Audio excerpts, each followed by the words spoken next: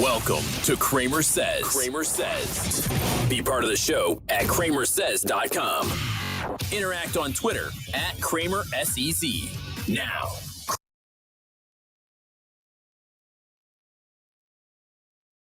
And I am going to get this right one of these nights. Damn it! I tried to get it right tonight and didn't do it again. Okay, we're here. We're live. Thank you so much for joining us.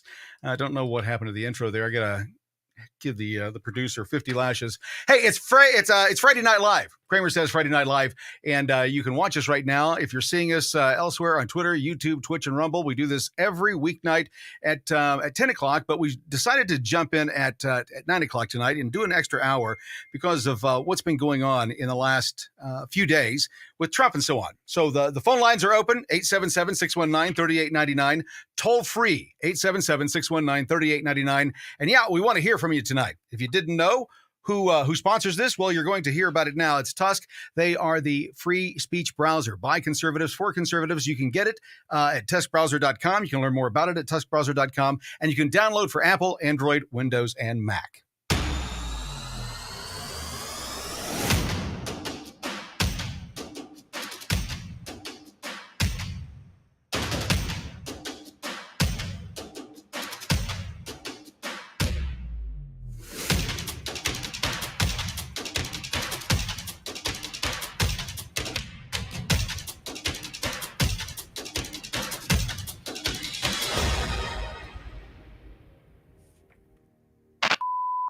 Welcome back. My name is Kramer. This is the CramerSez podcast. We do a live presentation every weeknight at 10 o'clock, doing an extra hour tonight, starting at 9. Looking forward to your phone calls at 877-619-3899. And if you want to reach out on a regular basis, you can always get me at syndication@CramerSez.com. Would love to hear from you. I would beg to say, and I don't know if you've been watching much of the news, but I would beg to say that there's a real situation in this country right now where a certain group of people in high positions of power, I guess is the best way to put it, that are all too gleeful about what's going on in this nation right now. They're not paying attention to what's going on. They're only paying attention to their own narcissistic needs to see Orange Man do the perp walk. I want to take you on a little trip tonight because I think it's important for us to start really paying attention to what's going on and start calling out people for it. It's time. It's not going to get any better. This week and the coming weeks are only going to prove me right time and time again. The View was salivating over Trump indictment. Take a look at this trash. Judge that presided over that case where the Trump family was found guilty is the same judge presiding over Donald Trump's 30 counts. That's disgusting. Applause. I mean, the maturity level in some of this, Trey, just... Thank you, Martha. You're absolutely right. That's what we're getting to. I've been saying it for weeks. This is a playground fight, folks. Nothing's changed since the playground. The bullies are the bullies. The mean girls are the mean girls. Those people who meant you harm long time ago, they never changed. This is who they are. This is what they do. Phone lines open at 877-619-3899. I think it's important to take a look at where we are before I start ranting off. That if we don't stand now, if we refuse to stand for this man, and not just because he's Donald Trump, we're standing for him because of what he represents. He represents us, the people who have been downtrodden and beat up for so long. Glenn Beck has a great piece that we'll get to tonight about that. But I think it's important that we pay attention that right now, at this moment in time, we must stand and do the thing that's right. Tapping the brakes on their investigation into Alvin Bragg until the expected arraignment on Tuesday. Most Republicans are standing behind Mr. Trump, but Democrats support Bragg. Some will say, well, if you're a prosecutor, you can get them to you prosecute a ham sandwich, if you want to before a grand jury. I'm not that cynical, but I am realistic. And I think we ought to let the process go forward and trust the jury system in our form of government, which has been reliable in the past, to be reliable again. GOP Alabama Representative Barry Moore seized on the saying about ham sandwiches, so Moore's office handed out ham sandwiches today. The congressman says this is about much more than Donald Trump. Well, I think we have no choice. I mean, at some point, we've got to unite behind him because of liberty. I think our job as members of the House is to actually stand for your liberty. Whether you agree with us or not, I think we have no choice but to come to his rescue at this point, not because it may be politically expedient for the president, but for the country. On Thursday, House Republicans approved an energy bill. The plan speeds up reviews for drilling. Republicans touted the bill as the hallmark of their agenda. But Mr. Trump's gravitational pull consumes everything in politics. So Republicans aren't talking about gas prices. They're talking about Trump. In politics, it's so important to stay on message. But when that message is hijacked by, quite frankly, something that's really not very successful, it really ruins it for the rest of the Republican Party. And I'm going to stop her right there. I played all of that. I wanted you to listen to what she just said in particular. And how much did that sound like something from the playground? 3rd, 4th, 5th grade. Stop it. You're ruining it for everybody. Isn't that what she sounded like there? I'm telling you, folks. I'm telling you. What we're going through right now is nothing more than a playground fight. It's a much bigger scale with much bigger consequences. But at the end of the day, it's still just a playground fight. The bullies are going to do what the fucking bullies are going to do until you stand up and defend your rights. My message has never changed. I've been banned on TikTok now 82 times. I've got my 83rd account up. And thank you so much for the followers. 15,000 in a little less than 24 hours. It means a lot, number one, to not only to me, but everybody that works with us and provides information and insight and so on, that you jump back that active. What it tells the American people is that for those that refuse to take the knee, that those that refuse to be told what they can and can't do, those that refuse to be told in their nation by the Chinese government on their platform, what I can say, that's not going to happen. So we appreciate that so much. But I think that it's important. I think it's important to remember what's going on here. What you're watching is history in the making. History is being made every day now. What we just witnessed with this indictment of Trump isn't just the first president to be indicted, former president to be indicted out of office. That's not important that that's the first thing, but they're all talking about that. Trump is also the first president that was impeached twice.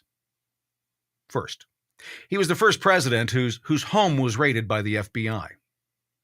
As far as we know, he was the first president that was spied on by the FBI.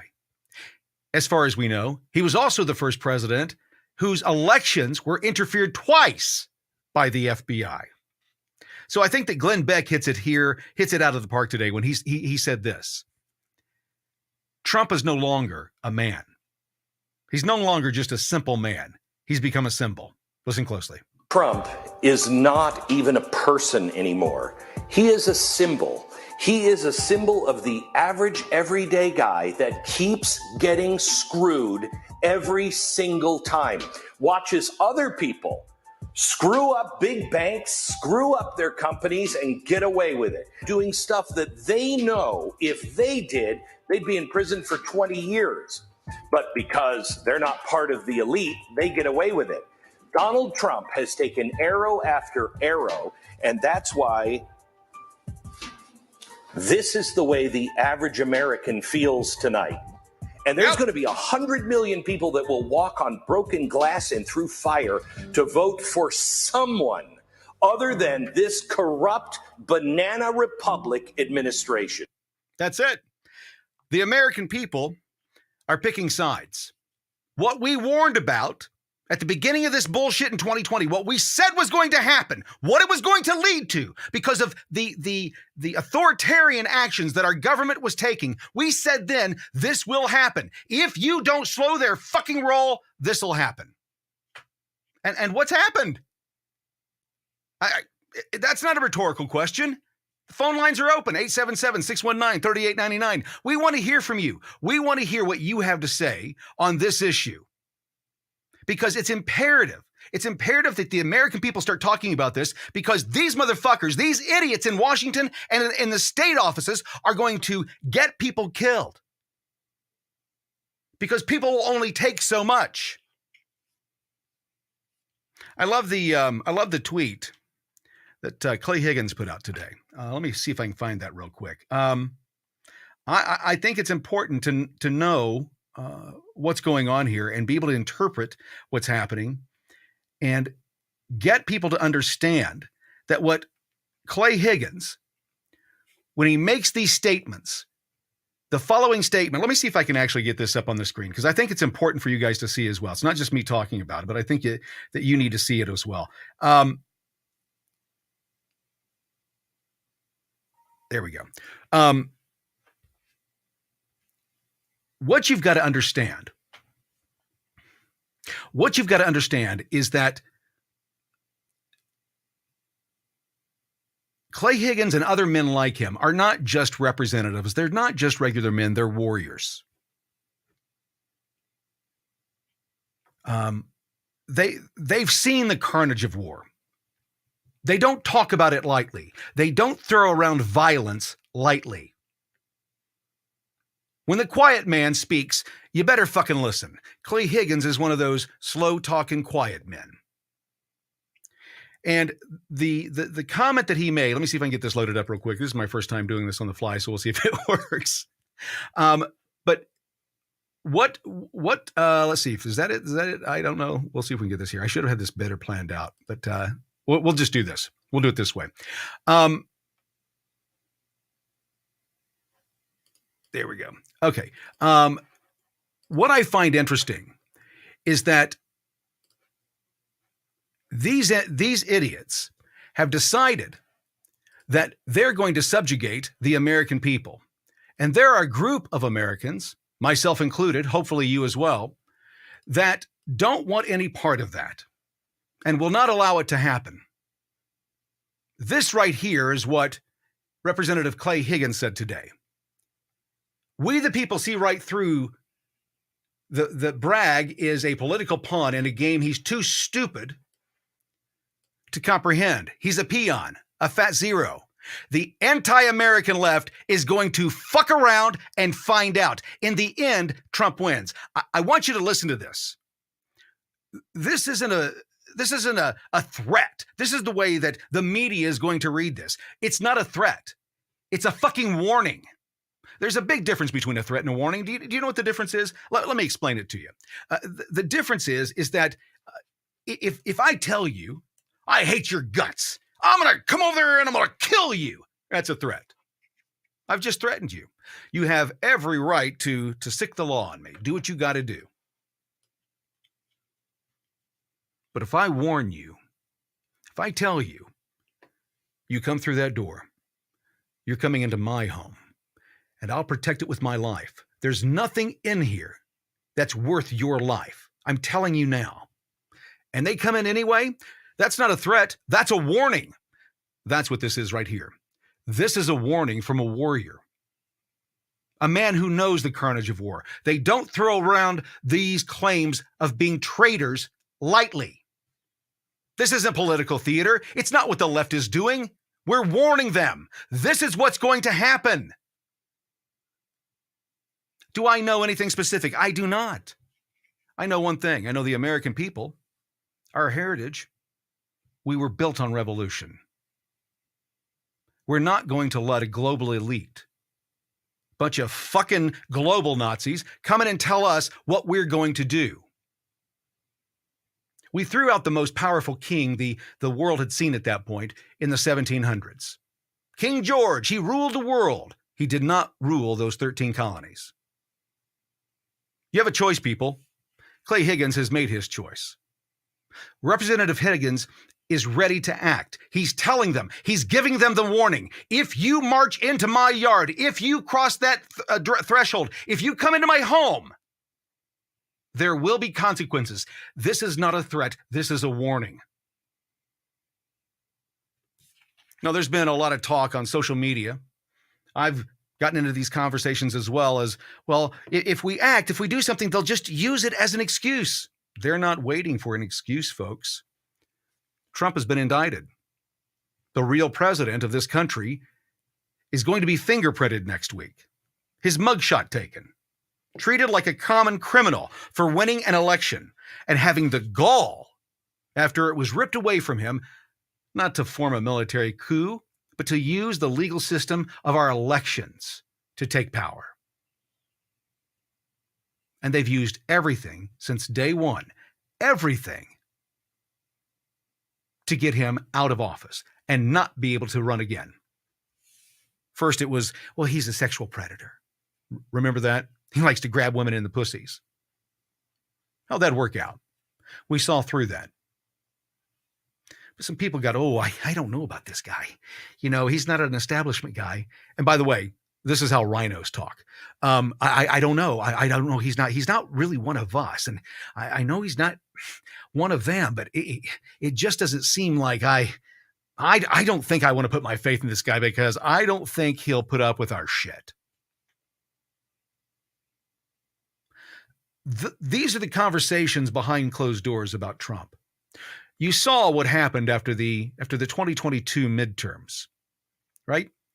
All of those candidates who needed Trump's help in 2020 to get into office, they abandoned him, left him to the side. No, he might hurt my aspirations.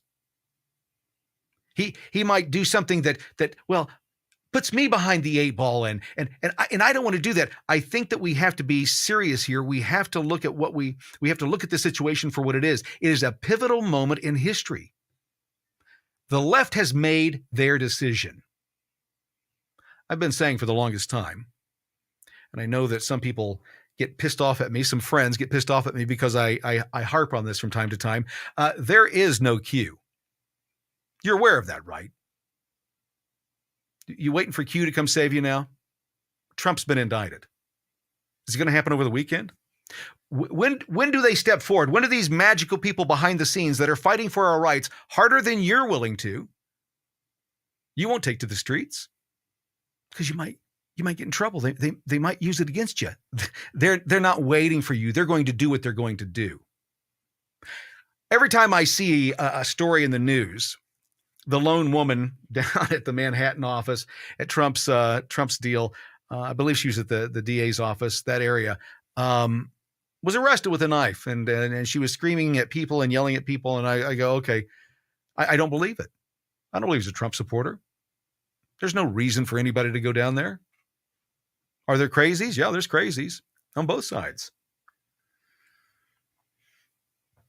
But I don't believe the stories anymore. I don't believe the messenger. Because I think that they have something behind their back as they hand me the what is it, the branch of peace or whatever, the whatever you call it. They've got a knife behind their back. Or they come at you and they say that you're the racist. You've got to go. You're the bigot. You're the problem with our nation. As you go to work every day, you're not asking for anything. You don't want a handout. You don't think you deserve anything that somebody else worked for. That's not your mentality. No, you see, that's the slave mentality of the Democrat Party. They've never changed. Not one time. They have not changed since their inception. They're slave owners. They're slave owners today. They've got these little groups of pockets of people that they put into little groups, and you can't break in or out of that. And we'll tell you what you can or can't do. This is what you can say. This is what you can't say. Whoopi Goldberg the other day was, she was cracking me up. She wants a list. She wants a book. She wants a list of things that comics and comedians can say so that they don't get in trouble, so that they can go out to the goddamn comedy club, make their money, and not get canceled. Just tell us what we can't say.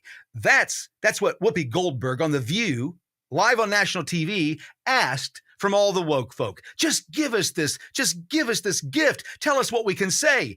I've already got a piece of paper that tells me what I can say. I don't need a fucking book. It's the Constitution. It's the first thing. And it says you can say whatever the fuck you want to say. You've got to start speaking up, folks. You've got to start getting angry.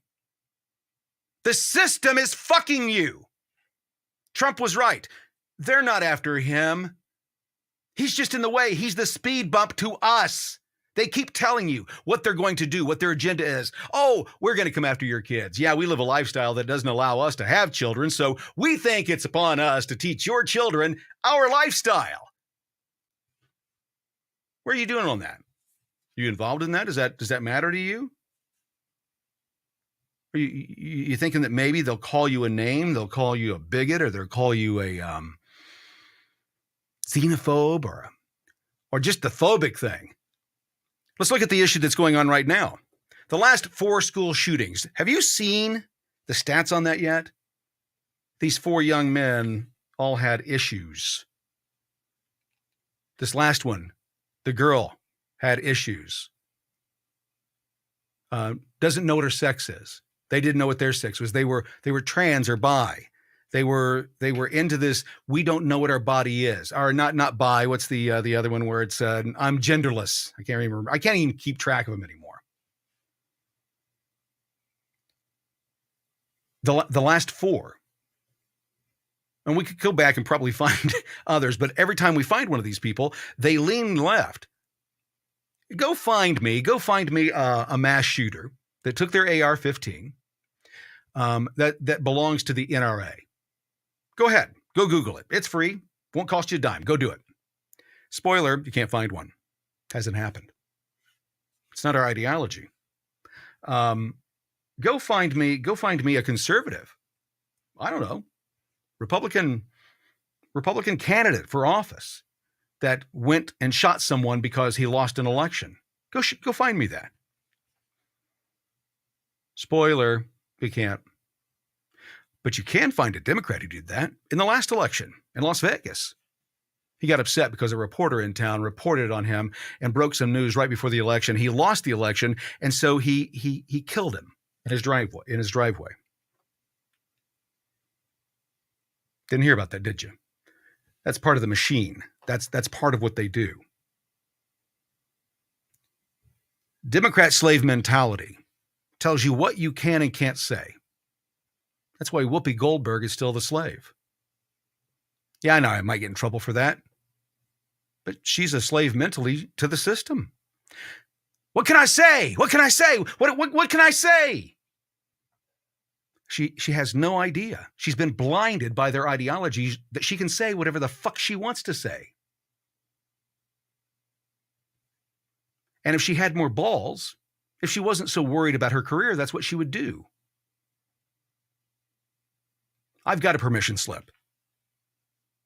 And it doesn't give me permission to speak. It says it's my right. Just because I was born here, because I've got USA on the back of all my IDs, because I was born on this soil, I have the right to say whatever the fuck I want to say. You can't say fire in a theater. Bullshit. You can't cause a riot. You can't cause harm. You can go into a theater and yell fire all day long. You just can't cause people to panic and trample all over each other. That's what you can't do. That's the crime.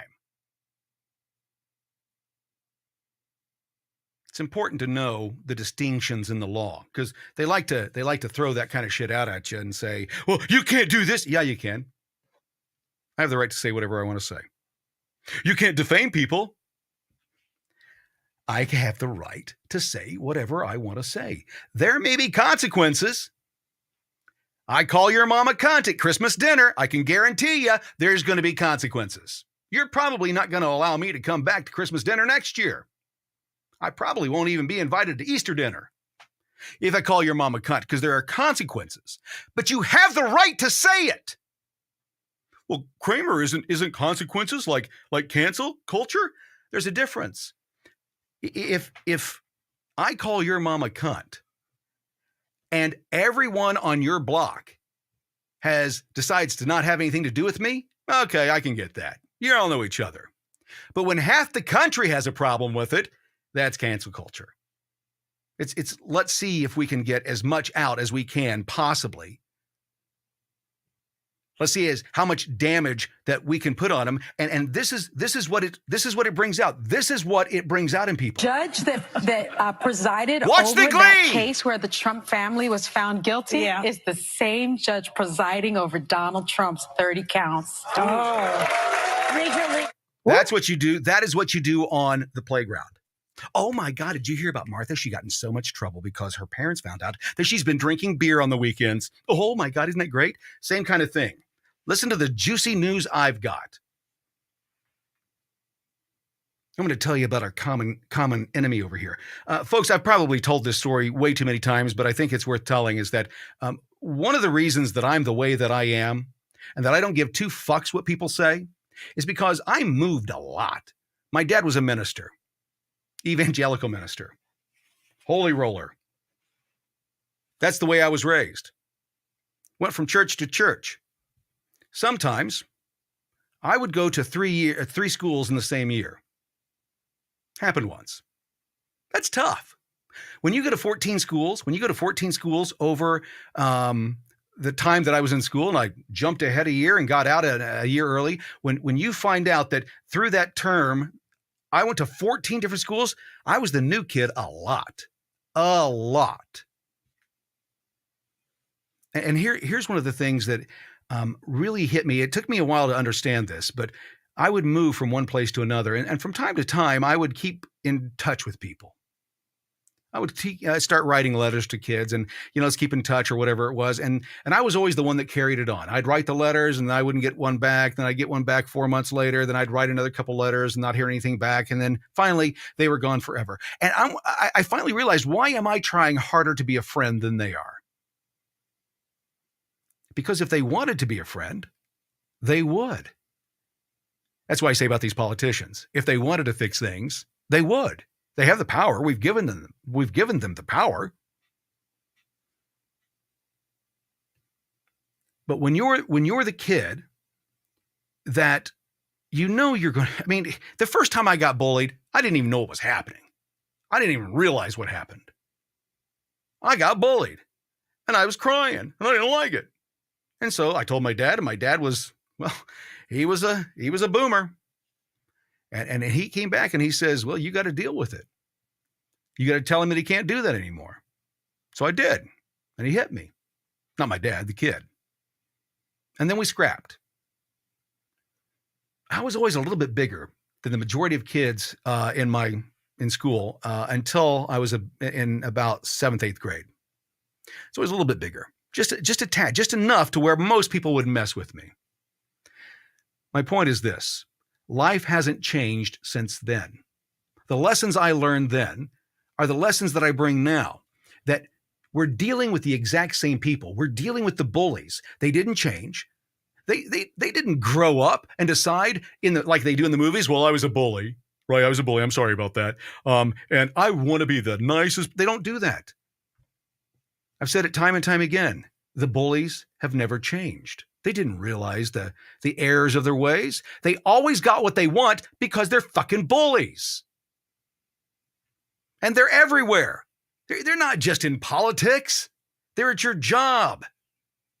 They're police officers. They're doctors. They're custodians. Bullies are everywhere.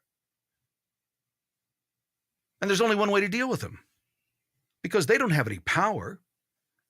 They use the power that has either been handed to them, right? Where they're a boss in a position of power, or they're in politics. They're a police officer. They're a judge.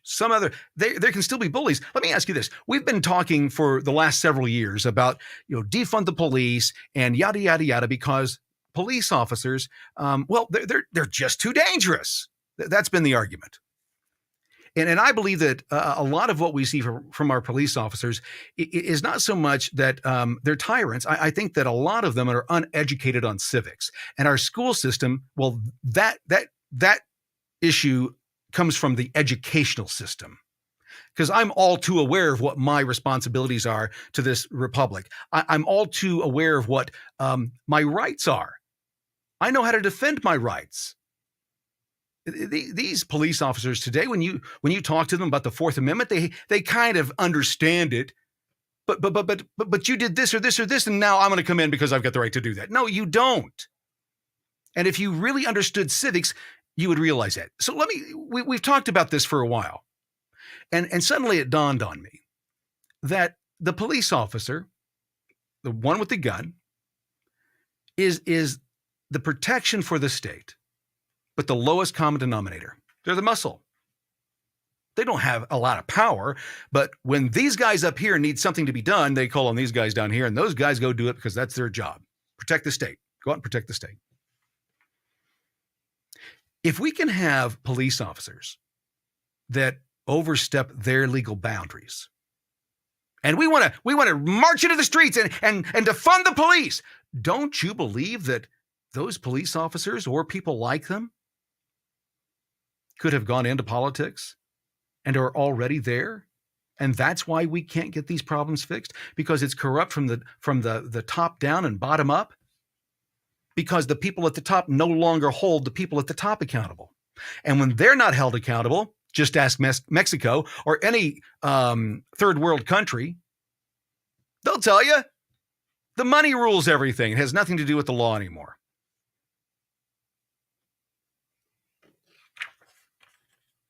So my education as a small child in the bullying of kids, it took me a long, long time to realize how that had molded me as a person, because I did learn how to deal with the bullies.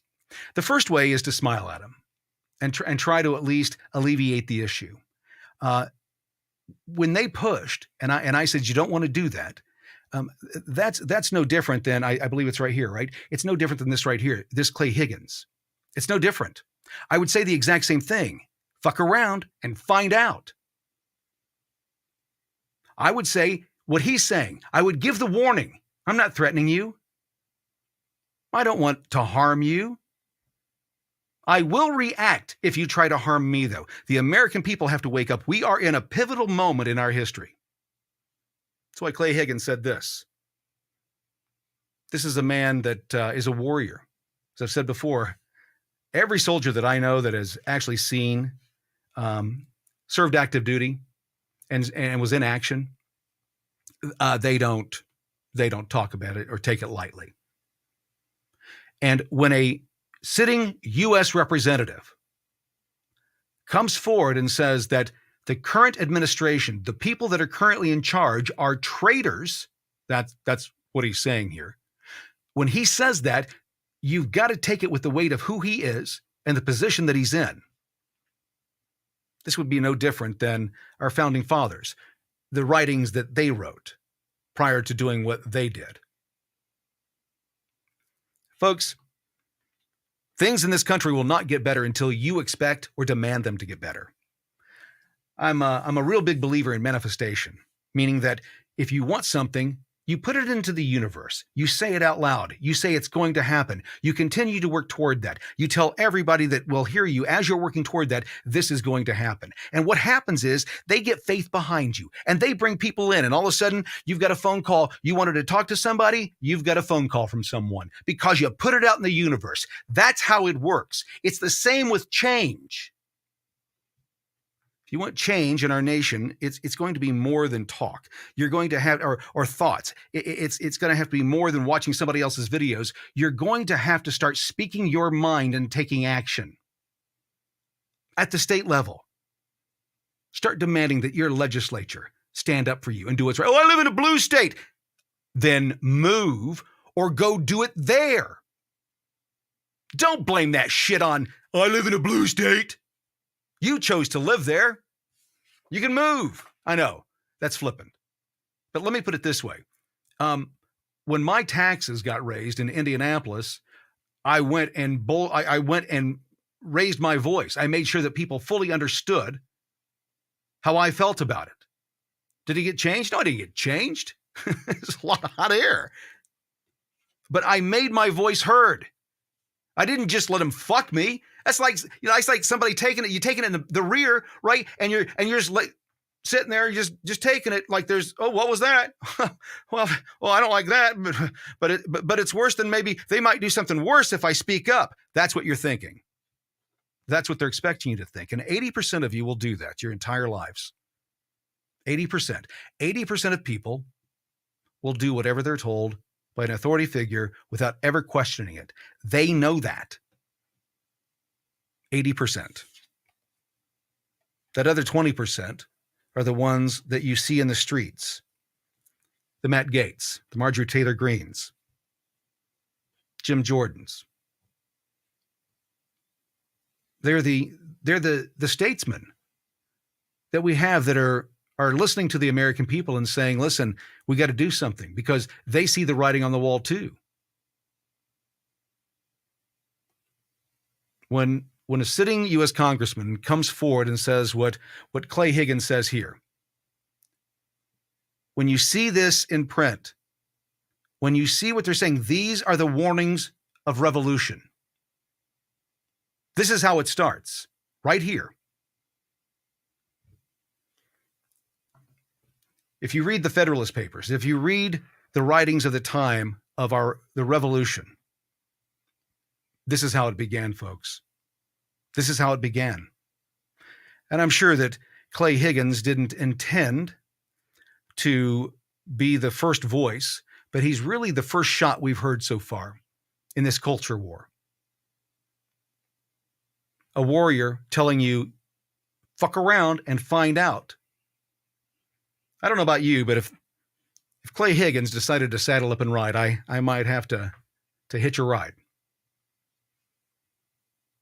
Because he's one of these men that does what they say they were going to do. They commit themselves. It's real easy to claim that you've got some knowledge and that you can make everybody's lives feel better if they'll just give you a lot of power. It's another thing to go and just do that because it's the right thing to do, to give people the right answers, to work for the people instead of saying, I'm going to hold you hostage. Like the rhinos do, the Democrats do. Look at what just happened. Look at what just happened. On both sides of the aisle. It's sickening, this Restrict Act. It's sickening. Hey, this is our chance. we can grab hold of the internet and it'll be ours. And we can stranglehold it. We can tell people what they can and can't say. And you can't do that, folks. Government doesn't have the right to do that. I don't care if it's national security or otherwise. You can stick it up your fucking ass. That First Amendment, it should have said the same thing the second does. Shall not be infringed. Glasses up, folks. Got a dry one going on here. By the way, phone lines are open. 877-619-3899. Would love to hear from you and hear what you have to say, what your thoughts are on what Clay Higgins has said, what we're learning from some of the new Twitter files. What's going on in America today? And how close are we to the edge, the brink? Will it be something that happens overnight? Will they act first, or will there be a group of men and women in this country that step up? I don't know what that is. A lot of people say when I talk about that, well, Kramer, you're talking about violence. I'm not talking about violence. In fact, that post by Clay Higgins, I posted on TikTok. Yeah, I fuck with him. I don't give a shit. Fuck him. So I posted it on TikTok and it got taken down for inciting violence. That's not what that statement from Clay Higgins said. Again, it's a warning. If you come into my yard, I'm going to kick your ass. I'm giving you the warning. Well, it's a threat. No, don't come into my yard and I'll never kick your ass. But if you come into my yard, I'm going to kick your ass. That's an ultimatum. No, you're free to do whatever the fuck you want to do. And one of them, if everything you do has nothing to do with entering my yard, your ass is safe. But that one thing, you come into my yard, I'm going to kick your ass. That's what the left doesn't understand. We're warning them. We're not threatening them. These aren't threats. If we look at the scoreboard right now, the Democrats, how many have they shot of ours? A couple now, right? How many have been attacked? We just had a young man that was with Rand Paul's organization, his staff, brutally stabbed in broad daylight in D.C. I wonder if it was a semi-automatic knife. Because you can't have a gun in D.C. It's dangerous. Hey, our program is brought to you tonight by Tusk. I'll be right back after this.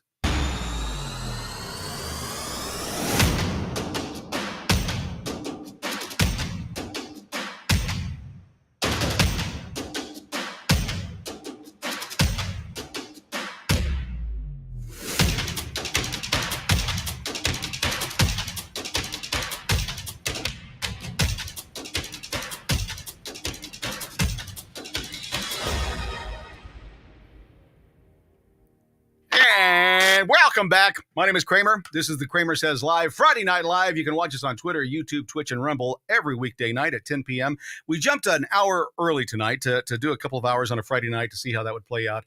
As always, the phone lines are open at 877-619-3899. Would love to hear from you. I don't normally do what I'm about to do, but I wanted to have a little fun tonight, and maybe point out some truths that we've got going on in our country. I love the look. I was in a conversation, and I told a young man and a young woman, I told them off. I was very polite about it, but I basically told them how moronic they were and how their logic did not fit at all. And a buddy of mine took a picture of me as I'm talking to them. And we get back, and he says, "What is that look on their face?" And I says, "That's the face you make when your cognitive dissonance gets the kick to the balls." That's exactly what it is. If you're a fan of TikTok, I don't know if you're a fan, but if you're a user of TikTok, and you've seen this guy named Tom Powell Jr., anybody aware of who he is? I'd seen him from time to time, but I usually he's done other videos about me, and I usually don't respond. But this one here, I just thought was kind of humorous, and it was a happenstance. Talk about serendipity. Two things happened today that led to this. The first one is that I'm watching through. I go through TikTok. By the way, I've got a new account up. You can search for it, CRAMER. Yeah, if you do that, you'll find me. Anyway, I was going through, and his live appeared, and he's drooping like this right here. And I was going, what the fuck? Right? So that happened. So I started screen recording just to see what was going on, to see what he would say. And jackpot, got it. But then another person said, I had made a video about how I can't put my own name on TikTok. I can't use CramerSez in consecutive. I can't put dots and dashes. If I try to use those 9 letters in any way, shape, or form together, I can't do that anymore. They've programmed that out. You can't do it. And by the way, if you don't trust me, you think I'm lying because somebody said on that video that I was lying, you can go try it yourself. Go try to change your name to CramerSez. Any version you want to do, dats, dashes, whatever, you won't be able to do it. Can't do it. So anyway, somebody asked me that, and I said, well, have you tried reversing your name? And I did. Zestremark was one of the accounts that we had there for a while. And yeah, I've done that. And in the search for that, well, I come across, again, this guy, Tom Powell Jr. It's a video that he had done about me and misinformation and how disgusting I was. And he chastised me. And collapses and dies suddenly while playing flag football. Nothing to see here, folks. Correct. There isn't anything to see because it's not connected to the fucking vaccine like you're trying to push. You should be ashamed of yourself. I'm a disgusting human being. I really am. I mean, I haven't been wrong yet. I haven't been wrong. I try to test my cognitive dissonance on a regular basis. These people do not. So this guy pushes this bullshit narrative that these athletes are dropping from heart attacks because of the vaccine. Like the guy from the Bills, this person. But there have been major medical accidents in high school sports and young athletes for years. 2018, well before we knew anything about the fucking COVID vaccine. 07, 24-year-old man dies while running. Well, what was that? A 10-year gap? He found 2 in 10 years? That's not honest, Tom. I don't know if you debate much, but that's an argument of idiocy. It really is. Those are 2. You could find 2 from 2010. 2017 and 2007. I can find 1,400 in 2023. Yeah, you see, that's the difference. He's an ideologue. He wants to argue so much.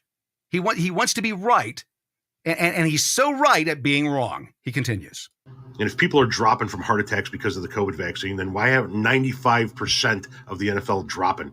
Because 95% is the vaccinated number, along with 83% of soldiers who exert themselves physically all the time, 96% of doctors, but yet low numbers among cops, and COVID's the leading cause of death with cops. Your takes on the vaccine are some of the worst on this app. Stop it. Okay, so there we go. So you get the drift, right? He's not happy with my commentary, doesn't like my style and so on. But he couldn't do his podcast today. And why couldn't he do his podcast today? Well, fully vaxxed Tom Powell Jr. No podcast today. All of this shit. What's that shit? That shit is Bell's palsy, folks. I rest my case. I know it's anecdotal, and no, I'm not gleeful at all. I just think it's interesting that his cognitive dissonance is getting a kick in the balls, and he doesn't see it for what it is. That's the idiocy of these people that have these huge accounts, these huge voices, and then you realize, well, they're paid shills. You can't spend 8 to 10 hours a day online doing this shit unless you're making money. You can do it for an hour or two a night, but you can't do it for 8 to 10. Trust me. It's tough enough trying to do an hour. The thing that we've got to start asking ourselves is, can this continue? Do we allow this to continue? And what of our constitutional rights and powers, and I'm not talking about the Second Amendment right now.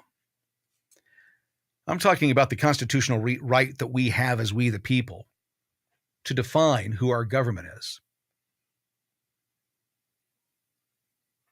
We have that right in the Constitution. It grants us the right. In fact, it says that it's our duty to act upon that right, to exercise it. Folks, I'm 57 years old. I never thought I'd get to a position in my life to where I would have to have conversations with my wife and kids, realistic ones, about what the possibility is in a situation where the worst of the worst happens, or not even the worst of the worst. Just imagine if there were terrorist attacks, or with all the people coming across the border that we have no idea, if there was an organized attack inside our nation, it could happen so quickly. I believe it's already happening. I believe the first wave of this war is already at work. I believe that there are saboteurs in our nation, and they're going after our food production plants, and they're going after our metal production plants. They're going after water plants. They're going after the infrastructure that runs our country. Now, I've been wrong before, but I don't think I'm wrong about this one, because the uptick doesn't make any sense. Why all of a sudden would you see increases in food plant fires by 500, 600, 1,000%? How does that happen? Almost like it's manufactured. It would almost have to be manufactured at that rate. But that's what it is. And we keep hearing about, and I'm not even talking about the train derailments, because there's 1,400 of those a year anyway. So that's 3 a day on average, somewhere in that ballpark. Is that right? 4 a day, 4.5 a day. I'll get there. My point is that the things that are happening inside our country that we're just taking as happenstance and shaking our head and go, well, that's weird. If I were going to defeat the United States, the power of the United States, I wouldn't attack him with bombs. I wouldn't attack him with a radiological weapon. I'd destroy them from within. Much easier. Less casualties. And all you have to do is take out some key industries or take control of key areas of food production, water, and basic materials. You get control of that, and you control the nation. Where are we at, folks? Where's our supply chain problem? Has it been resolved yet? You seeing your stores packed up yet? They're still talking food crisis. That hasn't gone away. The reason that we still have food and the food is so expensive, it's not just they're charging more for it. It's because it's more valuable. The poorer countries can't afford food. Get out of Google. Get yourself get yourself off web level 1. Get yourself into the dark web. Get a Tor browser. Start looking around the world at the news from around the world and get outside of the control that they have on you in those systems. If you start looking around at what's happening on our planet, that we're on fire, that every nation is basically having some problem or another. Turkey's not doing too bad, though, oddly. I don't know what's going on there, but they're not having a lot of these issues. They seem to be a lot happier. Maybe that's because they don't put up with the bullshit. They've already dealt with their bully. Well, they've got one in office right now. That's to be seen. But until that, they're not having the problems that we have here. I don't want any violence. I've said it many times. That's not what my drive is. Mine is for education. Mine is to show people that you've got to open up. You've got to think about things. I every time there's one of these school shootings, I look at it as there's something that we can do. Mental health is an issue. Our educational system is an issue. There's not just one thing we can do. There's a million things that we can do. But nobody wants to do those things because those are the hard things. It's easier to blame something or someone, in particular something, an inanimate object, and blame what's happening in our planet. Blame it on them. This thing that sits on a shelf that has no power unless someone picks it up. Guns just don't go off. Guns don't have an agenda. Kramer, you're just being an ass now. That's not what we're talking about. Yeah, that's exactly what it is. Because a hammer can kill somebody. Ever see a hammer pick itself up and beat somebody to death? No. And do we go after the hammer? Well, that's just crazy. The reason they go after the gun is twofold. First of all, it's very efficient at what it does. It's one of the most efficient things man has ever built. It does what it's supposed to do with uncanny accuracy. The other reason they don't like it is because it gives you, the single person, the same power as the bully. You have the ability to repel the bully. You don't have to take it. You don't have to take it when the bully says you've got to do this or you've got to do that. You don't have to do this. You don't have to do that. That's why they don't want you having guns. When we look at all the things in our nation that people get killed from, guns is not on the top of the list. No, our fentanyl problem is substantially worse than that. We're losing, I think it is, what is it, nearly 100,000 last year? Nearly 100,000 people died last year from fentanyl poisoning. Now, that's not just drug users. There were small children in there that were exposed to the drug. This isn't an innocent use of a drug. When you start to kill the children and you don't care about that, your nation is lost. That's where we're at. But you're not hearing about, we've got to get rid of this fentanyl. We've got to get rid of this fentanyl. You're not hearing that. You're hearing that from the right, but you're not hearing that from the left. They're more worried about your gun than they are fentanyl. They're more worried about you potentially having more power than them than they are fentanyl. And again, I have several weapons, several guns. I've never picked it up. I've never brandished a weapon one time. Not once. Well, Kramer, you're a hothead. You're the most dangerous kind. No. You see, I vent my anger. I get it out. I don't hold it in. There's no rage in me. That's why when somebody's screaming at me, I can just smile at them. Because it's going to give me plenty later to talk about. And I'll act the entire thing out every time. My wife says, you get so pissed off every time you tell this story or that story. And it's something that happened 30 years ago. And she goes, you get just as pissed off now. I went, I know, because it pisses me off. It still pisses me off. But that's why I can stand there and just go, yep. A few years ago, give you a little anecdotal story here. I was a bouncer in Indianapolis. There was a club downtown called Don't Ask. It was the first real nightclub in Indianapolis. And I was the DJ. I was the starter DJ. And then from time to time, I would bounce, mainly for fun, and just work the door and meet all the girls. That was really what it was all about.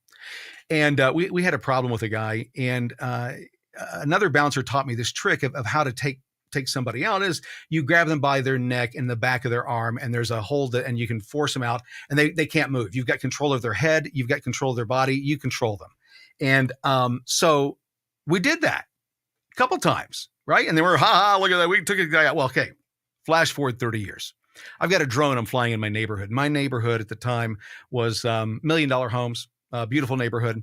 And got a couple of the kids in the neighborhood out front, and they're watching me fly, and I'm letting them kind of do it for a bit, and then they'd come back and we'd fly. Well, anyway, this Charger up into the yard, and this guy gets out, and he goes with a smiling face, that passive aggressive, "Hey, buddy, how you doing? Hey, how much does one of those cost?" And me, just being the nice guy, walked over and said, "Hey," I said, "not too much." I said, "You might want to slow down when you come in the neighborhood. They're about $2,500 for this rig." He goes, so it'd be a real shame if my 12 gauge shotgun shell that cost me 80 cents, if I shot that down. And when I realized what he said, see, I gave him the opportunity to be a nice guy, and he turned out to be a dick. That's when my demeanor changed instantly. The warrior. I've already realized what's going to happen next.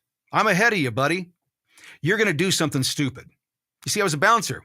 That's what I'm always expecting the drunk to do. Do something stupid. This guy wasn't drunk. He was just drunk on power because he didn't know what I knew. It's almost like these superhero movies, right? Where they act out the scene before. It was kind of like that.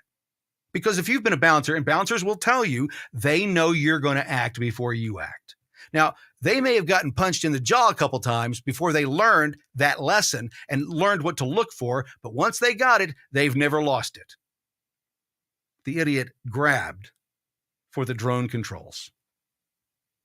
And it happened so fast, folks. Just so fast. Just laid him out. Now, here's where the story really gets fun. I punch him in the throat. He backs up. He says, "You're in trouble. You're in trouble. That's assault." And he left. Now, some of you already know where this is going to go. I went back to flying the drone. We got stuff going. And long story short, police show up. And the police show up and they said, "Hey, we got a problem here." And I said, "Well, what's that?" He said, "Well, we've got this gentleman over here that says you punched him in the throat." "Where's he live?" What do you mean, where does he live? "I don't know who he is." "Does he live here in the neighborhood?" Yeah, he lives right over on the other street over there." "Okay. Well, who is he?" No, sir, I'm here to talk to you about what you did to him. Now, I want to know who came to my yard and threatened me with these kids out here driving like a maniac through the neighborhood. I've got it on the drone footage. Cop just stood there for a second. He said, "Well, did you punch him?" And I went, "Well, he grabbed for my drone equipment. He said he was going to shoot it out of the sky. And when I told him to go fuck himself, he tried to grab for the drone equipment. And I defended myself by pulling it back and pushing my head up against his neck. And yeah, I punched him. I pushed his neck back so he couldn't get my drone. Yeah, that's what happened." And so the cop was now upset. He was upset with me. "Well, this is going to be a problem, Mr. Kramer." I don't think it is. I don't think it's going to be a problem at all. You see, I don't know who he is. He drove to my house. He drove to my castle. He came up on my turf, my land, and threatened me. I didn't know anybody that's that crazy, what they're capable of, with little kids around. He was already pissed. He was capable of anything in my eyes at that point. You're going to tell me that he has the right to come over here and threaten me and go after me in my own yard? He went out of his way. He's the aggressor, sir. I have no idea who he is or where the fuck he lives. I do now, by the way, though.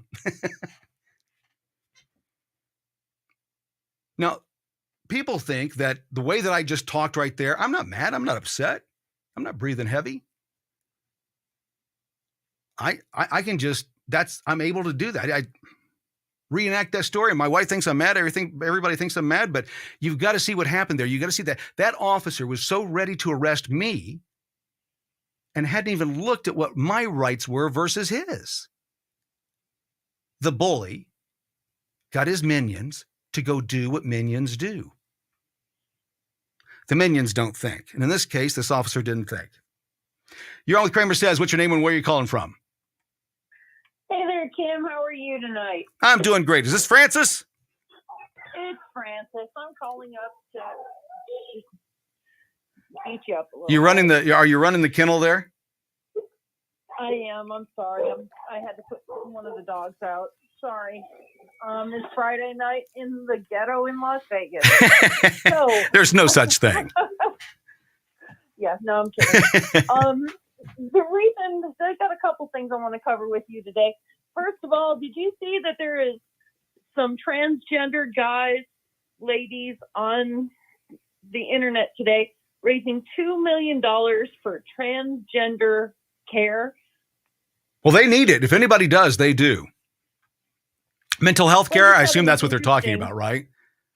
Yeah, I think it's wonderful what they're doing. I just think the timing of it is a little bit off. Well, you got to never misuse, never waste an emergency. Never waste a time when you can make a lot of money. Black Lives Matter. Wasn't today the day of rage or something? I think that's tomorrow. I think it's tomorrow. Yeah, I think it's tomorrow. Yep. Oh, okay. I thought it was today. Well, the last 5 shootings, the last 4 shootings, by the way, have been by trans or genderless people. Did you know that? The last 4 school shootings, trans or genderless people. Yes. We got an issue. I'm starting to see, we're not seeing Trump supporters. I haven't seen a MAGA hat shoot up a school yet. I haven't seen a GOP guy shoot up a school yet. I haven't seen somebody that belongs to the NRA. Is anybody done it from the NRA, Francis? I don't keep others.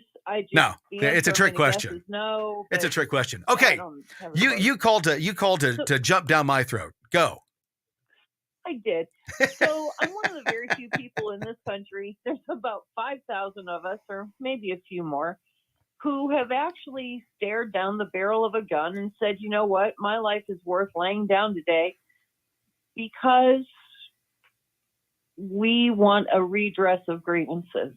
Yep. So me and 5,000 of my friends stood up against the BLM and the local sheriff's office. Now, when you say BLM, you got to explain that because it's not Black Lives Matter. Sorry, Bureau of Land Management. There you go. Government thugs, not Black Lives Matter BLM. So we sat there and faced many, many, many guns and fully geared up military guys. We prayed and we knew today might be the day that we died. We faced those guns anyway over cattle. Yeah. We were explain the situation. This is the Bundy Ranch. This particular thing is, but I Right. know that, I know Randy Weaver. So, Ruby Ridge was a thing. Yep. I don't know any of the Koresh folks down in Waco, but that also was a thing. It's a very small community who took their lives in their hands and made the commitment to, in my lifetime, not my children's, we're going to bring an end to this thing here. Well, do you think it doesn't work for us? Do you think it's hyperbolic to bring these issues up at the point that we are in history? Because did you see what Clay Higgins wrote today? I did, but where I want to chap your ass is, frankly, the idea that you don't believe that there are any of us out here who are willing to stand for now, America. Francis, you've listened to me long enough. Hold on. You have listened to me long enough, and I've tried to make this analogy many times. I learned it from my dad, and I've tried to always say it when I've done this, is that if you're doing the thing that I'm saying that most people aren't doing, then I'm not talking about you. No, I know in general you're not speaking of me, But trust me, and when I say that the people who showed up that day weren't 3%ers, they were people who just. Well, that's what I'm saying. A lot of people with a whole big Exactly. bunch of give a shit. Exactly. So the idea that people aren't going to show up when push comes to shove and we're at a tipping point, I don't believe that for a second. I stood shoulder to shoulder with people who knew we were going to die that day. And how long ago was this? We just knew we were going to die. How long ago was this? What? How long ago was this? That was April 14th, 2014. Okay, so nearly a decade ago. Yes. And, but at the same time, now let me just say let me jump in, because before okay. And I agree with you. I think that there are a ton of people who would step up. I think that there are a ton of people who the problem is, and the people I'm talking to are the ones that keep saying, Francis, nothing's ever going to happen. I know there are people working behind the scenes. I know people that are working behind the scenes. I know of a group of men that have been ready for 2 years. Now, I don't agree with their ideology on what they want to do, but I fully understand why they're wanting to do it. I don't agree with it. Well, I mean, what did they say? The tree of liberty must be refreshed with the blood of patriots often? Well, patriots and tyrants and patriots. Yes, and often. Well, so I agree. I agree with you. There are Americans that will do this. The issue is that, let me ask you this. That was 10 years ago. And I think that the dynamics of how people look at these situations today is totally different, especially when you look at what just happened with the Gretchen Whitmer thing, when 10 of the 14 people involved with the kidnapping plot of Gretchen Whitmer, right, were working for the FBI. 10 of the 14. So people are really hesitant to say, hey, listen, we got to get together and get something done about this. So how do we answer that? The night that we were up in Oregon, that was the January 26th, 2016, the night Lavoie was shot, we knew in that caravan at that point in time that we had 2 FBI informants, and frankly, there was fewer than 10 people in those cars. So, you cannot anticipate, you must anticipate, if you're putting together a group, you must anticipate that the FBI is going to have infiltrated. Look at what they're saying about the Proud Boys today. Right. There are more FBI agents defending the Proud Boys than are on the prosecution. Right. Because, holy crap, the FBI has completely overstepped its bounds and its jurisdiction. So, but with that being said, you can't, you've heard me say, I'm sure I'm on at least one list, and I don't care if I'm on 2 more, it's fine. At the end of the day, how can you think that you're not going to be infiltrated by FBI agents? Now, do you expect that everyone around you is an FBI? No. Well, you have to anticipate that that's the way it goes. Right. There's a group of people that I know them at their core. I know who they are. Right. I don't worry about those people. Those people have my confidence. And I'm not concerned about that. The things that are going on, the things that are going on behind the scenes, the things that are happening, there's more going on than people know. And there is a readiness in this nation. The thing that Clay Higgins said today, do you think that that's a rally call? Did it hit you that way? I don't know if it's a rally call in as much though. Was the British are coming? Was that the rally call, or was the rally call everybody preparing in case the British came? Well, the British is coming is because they were coming one if by land, 2 if by sea. Right. Well, you heard what he said today. Let me read this real quick for those watching. Okay. We the people see right through this. Bragg is a political pawn in a game he's too stupid to comprehend. And by the way, I can hear him saying this. He's a peon, a fat zero, right? The American left is going to fuck around and find out. In the end, Trump wins.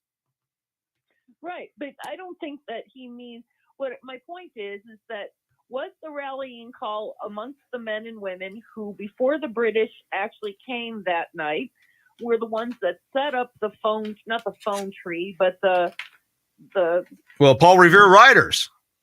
The Paul Revere riders. Yep. Was that the rally call, or was the call, the British are coming, the British, and I'm going to postulate that when they put that network together, when they just simply put it together in case of it all, that was the rally call. I agree. Do I think that? Well, that's no, happening all Francis, over the country that's what right we're doing now. Yes, That's what I do. that's what I'm doing. That's what other people that are doing exactly what we're all shouting. We're the canaries in the coal mine, right? We're the ones squawking. But here's the problem. Here's the problem, though. They do not understand, Francis. They do not understand that we're the canaries. And we're just squawking, and they're hearing all this noise, and that's all they hear it as is noise, because they don't know that they're in a fucking coal mine. That's the problem right now. Yeah. Go ahead. I'm sorry. I don't think so. I think that, I agree with you. We've got the obtuse, we have the apathetic, we have, you know what I mean? And everybody's going to fall into something, the not going to do anything category. And yet we have more people who have decided to get out of the banking system. They're looking at bartering options. So many people are taking delivery on silver, gold, and platinum. Many more are doing everything they can do to prep with bullets, guns, food. Well, the thing that we're looking into right now is foreign currency. I mean, I think it's interesting. I think it's interesting that what people around the country are being pushed into is the what was it, the dong, that's South Vietnam, right? I think it's the South Vietnam dong. The Iraqi dinar is another currency to get into, and I'm not promoting that. That's not what I do. But it's interesting to me that that's what I was directed by a couple of people in high positions in the government to do, is to start looking at foreign currencies, because the American dollar is about to crash. Well, Ed and I have been doing that for the last 6 to 8 months, to be perfectly honest with you. We've been doing that already. But we're looking at the Chinese currency, and we saw this coming. Yep. So, but here's the thing. If they're going to depreciate the value of our monetary assets, our dollar, let's say today it's worth 100 pennies, tomorrow it's worth 95, and 2 weeks after that it's going to be worth 75 cents. Yep. With what's going on with the BRICS nations, we're in big trouble. Our dollar is backed by debt. Their dollar is backed by commodities, oil and gold. Yep. So my suggestion is to go ahead and buy, whether, are you an art person? Are you diamonds and gold person? Or are you, well, I'm a gold. Gold. Diamonds don't do shit. People say that they're so valuable. They're only valuable because of the De Beers family. That's it. You can find diamonds anywhere on the planet. They are everywhere. De Beers controls them. That's the whole business of diamonds. So gold, precious metals. They do look pretty. They do. So gold, precious metals, and what's the other one? It's hard. What is it? I always say it's the hard to find minerals. What is it? It's rare earth minerals. That's the other one to get into. Yeah, but your chances of being able to buy into, there's very few companies that are publicly traded that are doing rare earth minerals right now.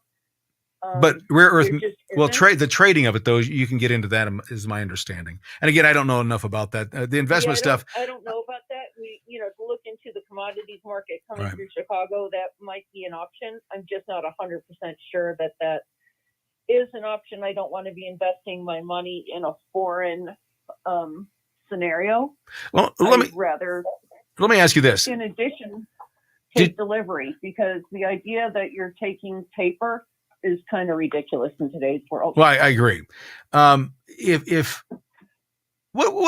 do you stand that if Trump had been allowed to take office in 2020, do you think we'd be in this position today? Maybe not this one, but I'm certain that we would have something equally as untenable because of all of the hate that Trump inspires. Yeah, it's easy to trigger the weak. It really is. Sorry? I said it's easy to trigger the weak. True. Very true. Very, very true. And we have a situation where I think that some people are giving this administration the credit that this is a planned thing. in order for this to be planned, it's just, I don't believe that they have the integrity or intellect to have planned all of this disaster all at one time. And by someone planning it, who do you mean? Who planned all of it? Whether you believe in the hierarchy of Soros and the World Economic Forum, or if you believe this is Obama and Biden, or whoever you think is calling the shots, corporate media, whoever. I think that this is just a series of incompetent mistakes, and no, I disagree. Decisions and no, fear and not panic. possible. Not possible. Not possible. The reason it's not possible is you think this is literally planned? Yeah, I read the book, The Great Reset. Everything that's in that book, they're doing. It's their Bible. It's their rule book. It's their guidebook. If you read what the WEF has said, what they want to do, and if you look at the plan of how ESG has been spread across the corporate governance of our system, we are no longer governed by our elected officials. We're governed by corporations, 3 of them: BlackRock, Vanguard, State Street. Yeah, I think it's been planned from the top down because I read the book, and I keep telling people who believe in Q and all this other stuff. You've got to read. You've got to read his book because, Francis, they tell you at the beginning. In the beginning of the book, they're proud. They're proud of the situation that this has happened before. They're telling you that this technique has been used before. They did it in the 1300s. The elite know what the fuck they're doing. These families have been around for 600, 700, 800 years. I mean, I'm not Alex Jones conspiratorial crazy. I'm factist. I look at stuff and I go, that is, well, that's wild. Now, Alex Jones has been right a lot. So I don't want to throw Alex Jones under the bus, right? But so have I. Well, you have. But my point here is, well, go ahead. Go ahead. Well, my point, and I understand where you're coming from, that it looks planned, right? The thing that it kind of, why it doesn't look planned to me is it seems like if you planned it, you wouldn't be caught so off guard by either They're not. it's coming or the consequences. They're not. Well, I don't know. Have you watched Kareem Jean-Pierre? They don't care. Don't care. JP? She's a puppet. Don't care. It doesn't matter. Yeah, but she sucks at this. It doesn't matter. It doesn't matter. How come she's not any good at it? It doesn't matter. She didn't have to be good. Their goal is not for this nation to be good and her to do her job right. The goal of what they're doing is to tear everything down. We have to lose faith in everything. The way that you lose faith in everything is you put the imbeciles in charge. That's how the system falls. See, I think we approach even that from different. You know, you think that they're trying to beat us down. I think the unintended consequence of trying to beat us down is you've got a whole big bunch of people going, FAFO. Or FOFA, well, whatever. It's around and find out. I guess, and going back to what Clay Higgins said today, is that's what he's saying today. It's interesting that when you and I say it, that's hyperbole. That's hot air. When our elected officials start to say it, that's the rally call. This is what it sounds like. The shot heard around the world. This what happened today. Yesterday. What was the shot heard around the world? I don't think so. What, you think that Trump being indicted is the shot heard around the world? Trump is relishing. He loves every minute of this. The master showman was begging for this to happen. Well, yeah. Begging. Because it gives him the visibility and the point of view. And rightfully so. And rightfully so. Yeah, because like Glenn Beck says, he's personifying how the rest of us little guys feel each and every day. Absolutely. But the shot heard around the world, Francis, is this. What they did by the indictment of Trump is that they said law no longer matters. The law no longer matters. We're kings. We'll tell you what the law is. You'll listen to us. That's what they've done. But they're already calling for Mr. Bragg to be arrested. Good luck. At the congressional level. Good luck. I don't know about that. Good luck. I don't know about that. Nothing's going to happen. Do you know how I know? Do you know how I know nothing's going to happen? Because this is the first guy that's actually said, "Hey, you keep this shit up, something's going to happen." until more people start saying Rand this. Paul has been screaming that forever, and one of his staffers just got knifed in broad daylight. Rand Paul is not a combat warrior. Oh, I beg to differ. There's a Francis will just have to beg to differ on that one, because there is no way that listen, I haven't seen battle. I've seen a mutilated human being and it was horrific. I can't imagine that 30 seconds before I saw that image that was my best friend. I can't imagine that. Right? I know how devastating the moment of when it's happening. People like to be so romantic about it. Listen, I would like to think that I've got what it takes. I would like to think that I can do that I can do what it takes to defend my family, my rights, and so on. I hope to God that when the day comes, I've got the courage 100% to stand. I think I do, right? I hope I do. But I'm so tired. Well, I'm tired of these arguments. I'm tired of these arguments about the situation with Rand Paul, where we see the actions. This young staffer brutally stabbed, and it's nothing.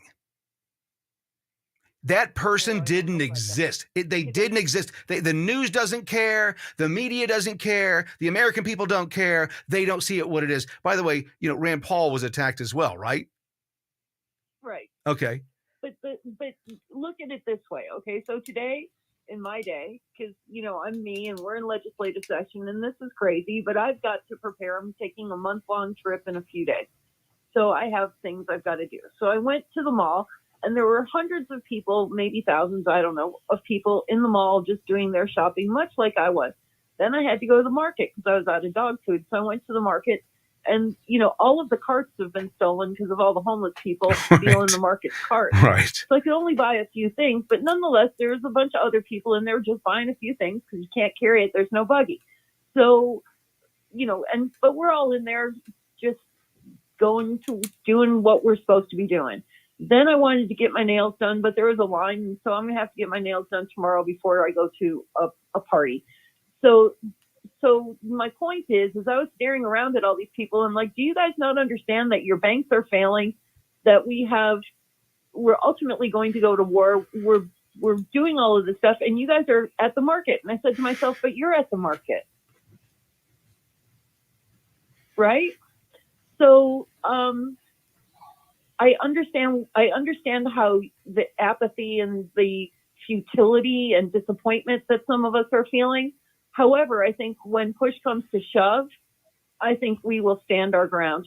I think that Democrat, Republican, black, white, I think we stand our ground. And I think the Democrats are going to be the powers that be, not the Democrats, the powers that be that want to see the United States diminished are going to be super surprised that, the Japanese, what was his name? Ho Chi Minh or whatever his name was, who said there is a gun behind every blade of grass. There is. I know that exists. Well, so with that in mind, we haven't been pushed to the point, and Joe Biden's an imbecile, and we know it, and all of this stuff, but there hasn't been a point where we need to stand and deliver. Okay. But I know because I was one of 5,000 people who are willing to stand and deliver, literally with guns pointed at us already. Well, we prayed and we went. It's interesting that ordeal is a little bit different than I think that, and it's on the same level. But what's about to happen, and it's not just here in the U.S., it's on the planet. That's what we're going through. Other nations are already ahead of us in this game. Correct. And Canada just passed the internet law that if you don't sound Canadian enough, they can ban you off the internet. Mm-hmm. The Restrict Act. Now Rand Paul did get that. I think he got that nixed in the Senate today. No, this isn't Canada. Canada passed it. No. I'm saying, but I think that Rand Paul got that restricted today in the Senate. I think it failed in the Senate today because of Rand Paul. Absolutely. He was not about to. He's not going to stand for that. He understands what that means, and I don't think that he's alone. I think the beautiful thing is that Mitch McConnell has such a bad concussion that he's not on the floor. So everybody's looking to Rand Paul on what direction to take. Gotta love that. Well, that can only work out good for us. It's interesting, Francis, that I keep looking at what's happening in our nation, and I keep trying to find a quick fix, that something's going to happen. There's going to be this moment, and people are going to go ta-da. And I was sickened today by what I saw when I started scrolling through TikTok, my 83rd account, by the way.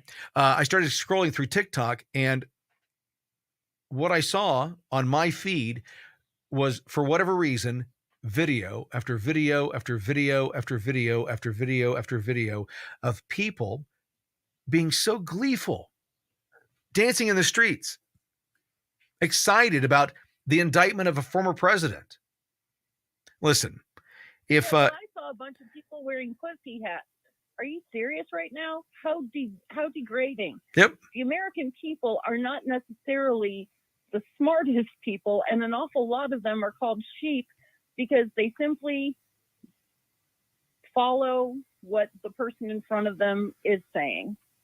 Well, because they're the part of the 80%. There's the bully, and then there's the bully's minions, the bully's crowd, and they don't want to get beat up, and they definitely don't want somebody thinking that they would take on the bully, so they'll just act along. This is what's going on. Everybody says that I would do this, I would do that. Listen, very few people actually do it. Very few people actually do those things. They're few and far between.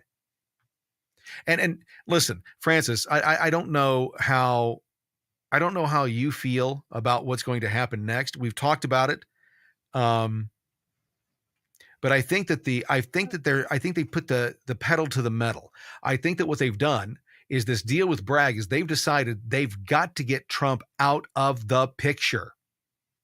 And I think that right, but I think consequences are at play here. I don't think so. They control the elections. I don't trust them. They've proven that they can take an election. I don't trust them. Trust in God and love his kids, not the other way around. And so the simple answer is no, you don't trust them. But where I think this becomes interesting is, so let's shake them up a little bit. Instead of voting on Tuesday, let's vote all the way through. Instead of voting in person, use the mail. Ballot harvesting, that's something that I was pretty good at this last election, but it's something we need to get far better at. I agree. And that's what I keep saying is that if we're going to have any chance in the elections, we have to play the same game they're playing. Correct. We can't play their game by our rules. We're better at it? Come on. They're substantially better than they are. Well, right now we're not. We look like a bunch of doofuses. We got caught on our heels. Okay, but one of the things that we pride ourselves on is, we learn. We don't live in our parents' basements. That's true. We learn, right? And yep. So, I know a lot of people that in the last election, I'm very time and treasure on elections. And I couldn't get anybody. In fact, the Clark County Republican Party, we had a bunch of these ballot harvesting boxes printed up and they were placed. And the next thing you know, some other Republicans were, you can't do that. And so our Republican ballot harvesting boxes were taken down by other Republicans, if you can believe it. So I think this next election, we've got a lot more unity amongst us. And I think that will be beneficial. Well, is ballot harvesting legal in Nevada? Yes. It wasn't legal until it was, but now it is legal. There are people that went to jail all the way up to 2016, and then 2020 is when 2018 is when because what was it? 2020 is when they allowed the COVID-related voting rules to take place. So that's when ballot harvesting was changed in Nevada. Why hasn't the new Republican governor taken that as a task to get that reversed? Well, I think he has. I don't know that we've had any voting bills come up yet that will address that. But I do know one that will be coming that absolutely reframes reframes the electoral process. So I'm hopeful that that makes it out of committee. As you know, we are only in session for 120 days. And sadly, we lost 7 days because of all the blizzards. So how they're going to make up those 7 days still has not been determined. So some bills are falling out. But the beautiful thing is our Republican governor is vetoing so much garbage. He's just amazing. His veto pen or his veto stamp has to be getting worn out because he's not allowing some of this garbage to, get past his desk. So thank you. Well, we'll see. I don't have much faith in Joe. I think Joe's an establishment guy. And by the way, we're talking about the governor of Nevada, not Joe Biden. I almost said Joe Obama. I alluded Joe Obama. I'm going on a trip. I'm heading to Wisconsin to work with Scott Pressler on the judicial races that they have going on there. We want to make sure that the Wisconsin Supreme Court has more conservative leaning.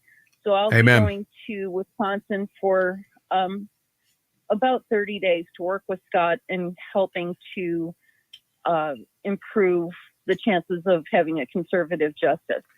So, there are a lot of things at play that, I'm the kind of person that I don't know how to say no very much. So if somebody asks me to do it and I really can, the answer is, of course I will. So I'm going to Wisconsin to help Scott do that. If you don't know who Scott Pressler is, look him up on Twitter. He's an amazing guy. And he's got an incredible process to registering people to vote and getting them onto the conservative platform. Very, very smart guy. Super highly energized. Well, let's if change. Anyone out there is looking for something to do, go work with Scott. Let me move into to possibilities of what we see happening based on the news that we've had in the last few days over this Trump indictment. I think it's worth bringing up, Francis, that Trump's home was raided, and now he's been indicted. Right? Roger Stone's home was raided. Peter Navarro was arrested. Steve Bannon was arrested. They've now indicted Trump, right? Okay. We keep being told that no one's above the law. And we know what the Biden family has done. We have the records. What happens next? Yeah, the Marco Polo report is very enlightening. Mm-hmm. Well, delve into that. Well, the Marco Polo, I hate to keep referring to social media, but instead of saying, it's internet information, let's start looking at it from being citizen journalism. Yep. So, let's take a look at that. So Marco Polo, what they did is they went through all of Hunter Biden's laptops. They indexed it, categorized it, and made it a searchable database. And that is how the media and others are now coming to the conclusion that indeed it is not Russian disinformation. And in fact, are looking at some of this saying, oh my goodness. Yep. So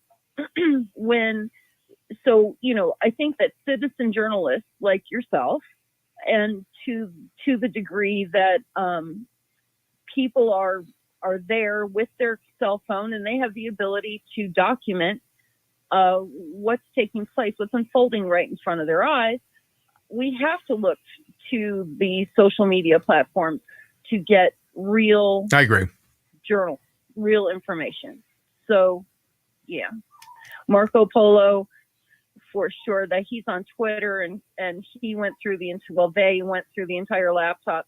I'm hopeful that they're also into negotiations with McCarthy to get access to the January 6th tapes so they can do the same thing and make it a searchable database and tell people what each minute is. So I'm hopeful that will move forward, because that would make the 44,000 hours of tape much more accessible to general people from January 6th. Well, what happens with Trump when what happens when Trump does this thing on Tuesday? I believe they're going to do it on Tuesday. What do we say as American people? And again, this is the rally call. Our rightful president, the person. What do you mean? What do we say? Well, let me go through the thought.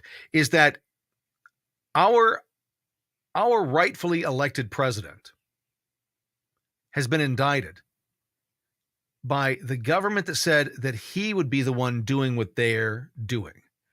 When Hillary Clinton made her statement on that stage that night where she said, you can't be in charge of the law because if you are, he goes, yeah, because you'd be in jail. Remember it? Well, what happened? Yes.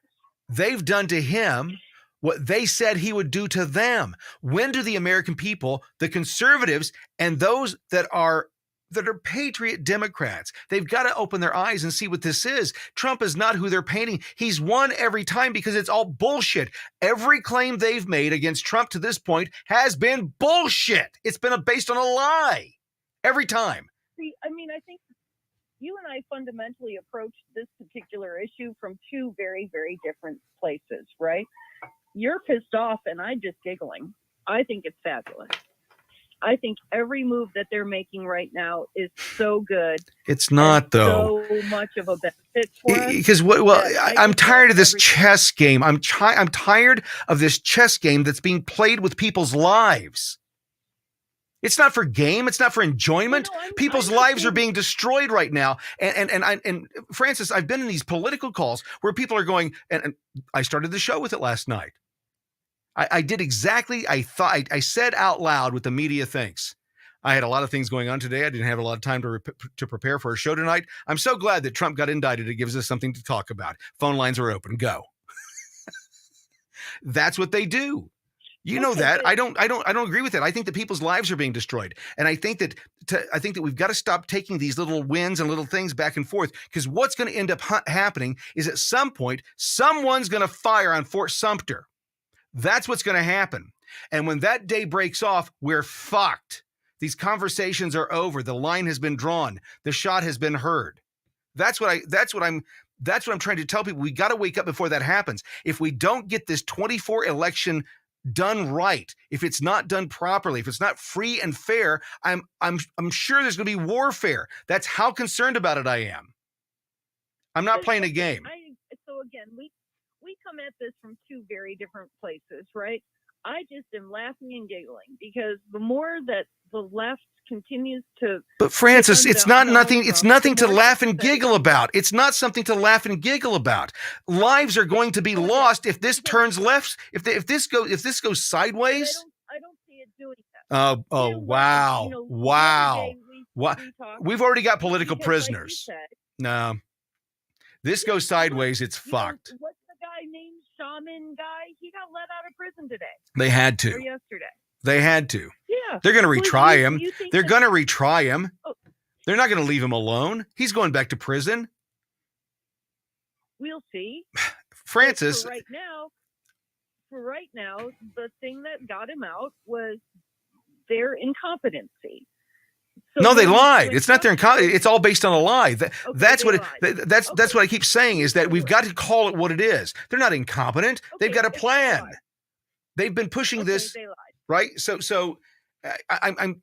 It's time to start calling a spade, and that's right here. That's what Clay Higgins has done, Francis. Well, if you want to call that being, we talk about the art of war. When the enemy hands, they say, here's your rope, go hang yourself or something like that. That's what the left has done. That's what they're doing for us. I think that's terrific. And I think Trump sees it this way too. The more I watch a lot of French TV and I read Al Jazeera and some, Sky News. At the end of the day, the whole world is laughing at the Biden administration for repetitive bad calls. Okay? I don't care. And so in the meantime, I don't care. I don't care what the rest of the world is doing. I don't care, Francis. This game that's being played, I don't care what they think. I don't care. What I care about is fair and free elections. They're talking about sending into the United States. I know. God bless them, right? Sending people into the United States to, like how we go to monitor the Uganda election. They're talking about sending people into the United States to monitor the counting and the votes getting. And who's this foreign body that we're supposed to trust that it's all honest? I don't trust it. I'm not saying that we should trust them. I'm just saying. I see what you're saying. I see. They're saying that our elections are as corrupt as the rest of the world's, and that we should be monitored just like everybody else.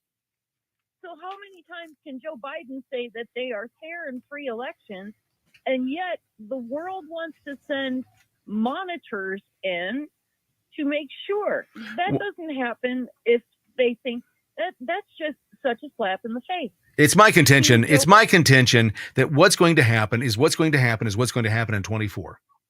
Whatever's going to happen is going to happen, Francis. It's just going to happen. And then we'll tell from there that this election is the last. I don't believe letting it happen because I'm a worker bee. No.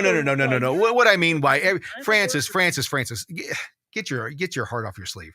The issue is this here. The issue is that we all worked hard in 2020. And the rug was ripped out from underneath us because we didn't expect them to do what they did. We do now. So this next election, and we saw what happened in 22. Carrie Lake is still fighting in Arizona. Thank God she's still in court. Because it still moves forward, right? And people on the left, they don't want to get into it. They just want to believe that it was all a big lie because that's easier, right? But my point is that if we don't have 2024, there's no way, and I say this because this is how I'd spin it, and we've been talking about it for months. Gavin Newsom is running for president. He's launched his campaign, his project across his democracy across America or whatever it is, bullshit campaign thing. That's a national pre-launch of his presidential campaign. He's going to be touring state to state to talk to people. He announced it today. Yeah, Gavin Newsom will be the next. Gavin Newsom is who they'll put up against Trump. Yeah, with Michelle as the running mate. I don't think they have to do Michelle. I think they'll do somebody more progressive than that. I don't. Either that or she's the primary. I promise you, she's on the campaign trail. She is today. I see. That's that. We heard just the opposite. That she's bowed out. She doesn't want it. Nope. She absolutely is. Okay. She's on major media talking about what it's like to be over 50, an empty nester and hormone replacement, and how she's stronger than ever, and her husband are moving in this new direction. Trust me, she's laying the groundwork to run. Once you start seeing the stuff, you see it. So it'll either be Michelle and Gavin or Gavin and Michelle. 100%. No, I think I don't see that happening. I just don't see. I don't see Gavin taking a second because he's not going to take a backseat to Obama. He's just not going to do it, and that's what it would be. So that's not going to happen. And Michelle couldn't get elected as president. Couldn't happen. No, they'd have to cheat. No, I don't. You're wrong. No. There's a fan club that's as bad as Taylor Swift. I know. Michelle. I know. I was in a luncheon the other day where these people were talking about how wonderful she was in her lunch program to feed the children healthy food, and how since the Obamas have left, how rotten the food is in the school cafeteria. So we want Michelle back because they want that healthy Well, the food. official, like I said, the official news that I heard the other day was that she was not running. She may be out there doing her shit, but I don't know if she's running. With that being said, it doesn't matter. This next election, I don't care who they put against Trump. Democrats have got an uphill battle from what's happened in the last 2 years. And if they say that he was just a crossover president and that's right, they did that so that they could take the hit to get Trump out. I think that we've got a lot of Americans who are ready to roll over and let the WEF or the global elites, which I used to think was all bullshit. I used to think that was all a big conspiracy theory. I don't anymore. Well, the reason I don't is because Klaus Schwab wrote a fucking book saying this is what we want to do to you. Well, more than that, several years ago, there's a thing called Black Mirror, Mm-hmm. And those are little itty bitty. It's predictive. Thoughts. What's happened? Right. And one of them was about this lady who she really did, and it's working with her phone and improving her ESG score. And in order to, she's doing everything she can do to be nice and get this great ESG score. And it works out that she's trying to get to a wedding. Everything gets messed up. And at the end of it, she determines that her ESG score just really doesn't matter. Those aren't the people that she wants to hang out with. Point of fact is that happened. I would guess that was like 2016, 2017. I think so. Right. Was the very first ones that came out. Interestingly enough, just the other day, there was some politician who just got outed for having sex with a pig, which was actually the very first left. Exactly. The British politician, right? Right. So my point is that we've seen some of this. They've been dripping slowly over our heads, this stuff. And I think that they expected that we would just simply roll over and be very accepting. I think they're utterly surprised at the amount of resistance that they're getting. And I think that well, there's only one way. So how do you battle that? So they get tired of this. They want to roll the game along a little bit faster. Then how do they get to the point where they get to the next move, the next space? They've got to make some kind of action or take some kind of action. There has to be something. Listen, you don't think that the alien invasion? I don't believe that shit. That was their attempt to see how much can we. Oh, I know. I know this. I know the psychological game they're playing.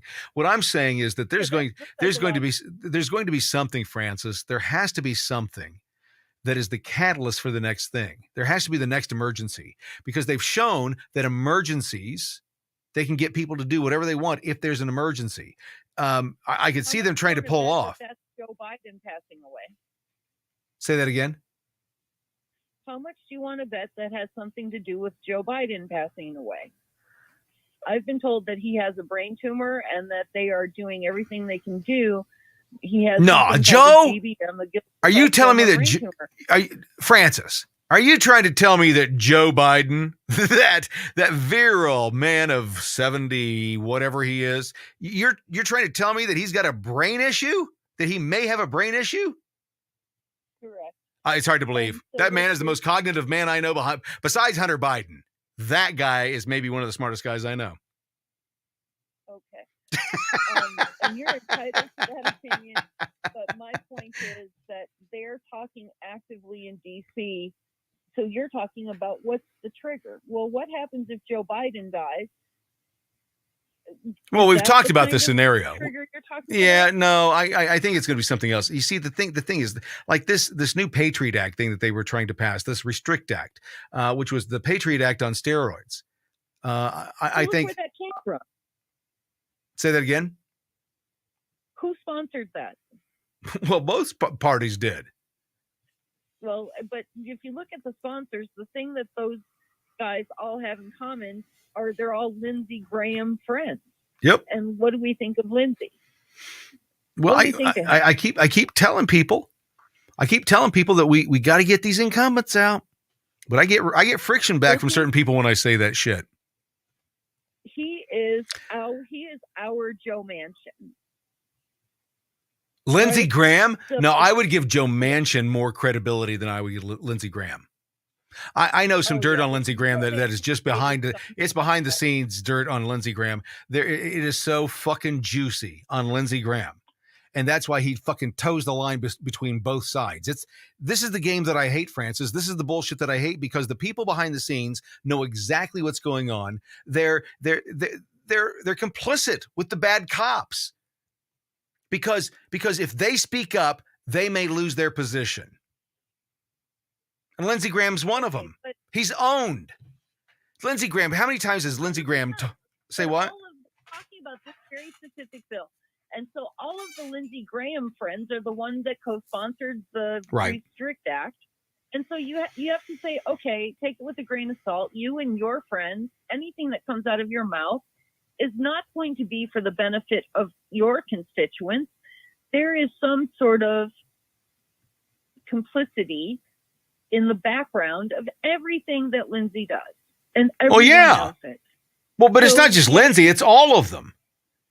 Francis, this is all of them. oh my God!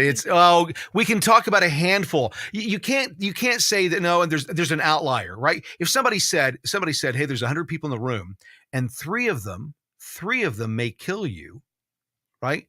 I ain't that worried walking into a room of 100 people. And that's the argument here. You're saying there's this handful of people out here. Well, they're very few. We don't have enough. We got too many fucking rhinos. No, my congressman is like that. I love him. Now, the lay of the land is what it is. So when you're looking at the bill where it's the Restrict Act, that didn't come from the Democrats. It was across the aisle deal. It came from the Democrat. Right. No, let me give you Francis. One of the juicy facts about Lindsey Graham is that Lindsey Graham is the conduit into the Senate for the Democrats. Lindsey Graham will. Who the fuck do you think that anybody with the Republican Party, after they just won the fucking battle of a generation, they got abortion taken out of the federal court, they got it outlawed at the federal level, it's done, and then Lindsey Graham steps up with, well, maybe if we do it within 15 weeks or something, maybe that was something we could talk about. He's a conduit for the Democrats. He's nothing more than their puppet. That's the juicy news behind Lindsey Graham. He's owned by the Democrats. Everybody in D.C. knows it. What I am saying is that we cannot consistently point our fingers over to the other side of the aisle and say, it's you guys, because it's not. It's us guys, too. Oh, I agree with that. I do a lot of that, Francis. That's my whole point, is that we have people like Lindsey Graham, big government Republicans, who's another one, Utah dude, Mitt Romney. Oh, yeah, right. Anything that Mitt Romney sponsors or co-sponsors, you have to say, oh my God, what are you selling us down the river for now? But Francis, you're not listening. You're not listening to me. These are the names we know. These are the names we know. The Mitt Romneys, the Lindsey Grahams, these rhinos that we know. Flake when he was in there. Who's the guy from up in Minneapolis? Ryan when he was in there. Boehner when he was in there. Who's the dude that was the governor of Ohio that ran for president last time?